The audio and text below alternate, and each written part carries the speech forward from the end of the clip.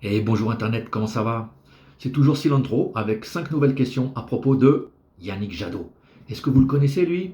C'est le candidat des Verts qui se présente pour la présidentielle donc et qui est autour de 4-5%, ce qui est totalement ridicule et j'espère qu'il va chuter bien plus bas que ça encore.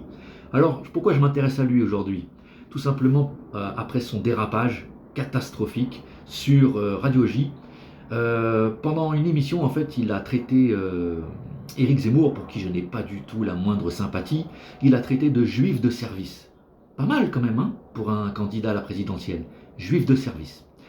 Alors voilà, j'ai voulu poser 5 questions, surtout à ses adhérents, pas à lui, parce qu'il ne me répondra jamais, je suis rien pour lui, je suis que le petit peuple, il s'intéressera jamais à moi.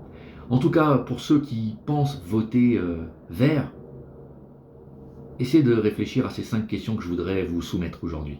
Première question. Jadot a donc dit juif de service.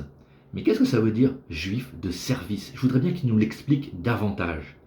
En fait, pour être très honnête avec vous, il a déjà répondu à ma question. Il a voulu se justifier tout simplement. Il a voulu montrer qu'il n'était pas raciste. Mais c'est un dérapage. Ses explications étaient lacunaires sur RMC. Peut-être que vous pouvez le retrouver assez facilement, je pense, sur Internet. Deuxième question. Est-ce que Zemmour va porter plainte?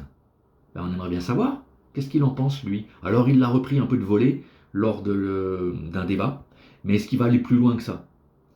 On aimerait bien savoir. Si vous avez des informations à ce propos, partagez-les, s'il vous plaît. Troisième question. Est-ce que mentionner l'origine juive du candidat Zemmour, c'est la meilleure façon de critiquer ses idées? Sérieusement, Jadot, vraiment là, tu déçois quand même. T'es vraiment nul. Quatrième question. Est-ce que le dérapage de Jadot n'est finalement pas le reflet d'un racisme, d'un antisémitisme plus présent qu'on le pense dans notre société française? Ce qui est assez étonnant d'ailleurs, c'est que c'est un homme qui est classé à gauche normalement. Les Verts, c'est un parti de gauche, non?